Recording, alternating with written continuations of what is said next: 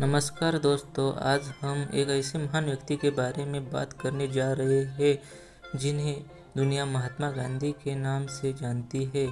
एक ऐसे व्यक्ति जिनके पिता दीवान थे, लेकिन भारतीय जनता की दयनीय हालत देखकर उन्होंने जीवन भर सादा जीवन अपनाया, सिर्फ धोती और गमछा।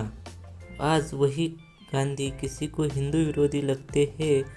उनके खिलाफ यह प्रचार किया जाता है वे अंबेडकर विरोधी थे, आरएसएस विरोधी थे।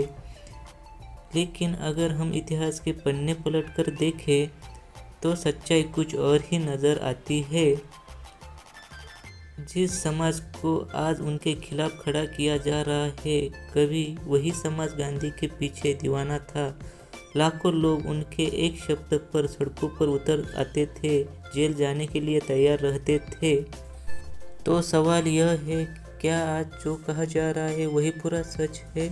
यदि हम महात्मा गांधी और डॉक्टर भीमराव अंबेडकर की संघर्ष की बात करें तो यह समझना जरूरी है कि दोनों के विचार अलग अलग थे, लेकिन उद्देश्य एक ही था, दलितों का उत्थान। इस संघर्ष को अक्सर दलितों के पृथक मतदाता संघ के संदर्भ में समझा जाता है। 1932 में अंग्रेजों ने सांप्रदायिक निर्णय की घोषणा की। इसके अंतर्गत दलितों को पृथक मतदार संघ दिया गया। पृथक मतदार संघ क्या था? इसका अर्थ यह था, उस निर्वाचन क्षेत्र में उम्मीदवार केवल दलित होगा और उसे मतदान करने वाला अधिकार भी केवल दलित को ही होगा।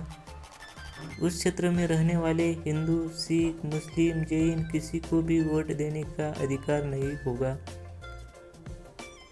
इस व्यवस्था का परिणाम यह होता कि वह प्रतिनिधि सिर्फ अपने समुदाय की राजनीति करता, समाज मुख्य धारा से कट जाता और आगे चलकर अलग राजनीतिक पहचान व अलग राष्ट्र की मांग करने लगता कि वह उठने लगती। इसका ऐतिहासिक प्रमाण क्या है? इसका सबसे बड़ा उदाहरण पाकिस्तान है। 1919 में मुसलमानों को भी पृथक मतदार संघ दिया गया था और वही व्यवस्था आगे चलकर देश के विभाजन का कारण बनी। गांधी जी ने इसका विरोध क्यों किया? गांधी जी ने इसे देश की एकता के लिए घातक माना। इसी कारण उन्होंने पुनः जेल में आमरण अनशन किया और पृथक मतदाता संघ के बजाय आरक्षित मतदाता संघ की मांग रखी। आरक्षित मतदाता संघ का अर्थ, सीट दलितों के लिए आरक्षित होगी, उम्मीदवार दलित ही होगा, लेकिन उसे वोट सभी वर्ग के लोग दे सकेंगे। इस व्यवस्था से दलितों को उचित राजनीतिक प्रतिनिधित्व मिला, वे समाज की मुख्य धारा में बने रहे और देश टुकड़ों में बंटने से भी बच गया। अब प्रश्न यह है, जब गांधी जी की नीति से दलितों को अधिकार मिला, सम्मान मिला और देश की एकता भी सुरक्षित रही, तो फिर गांधी जी को दलित विरोधी कैसे कहा जा सकता है? यह कहना भी सही नहीं होगा कि महात्मा गांधी जी ने दलितों के लिए कोई प्रयास नहीं किया।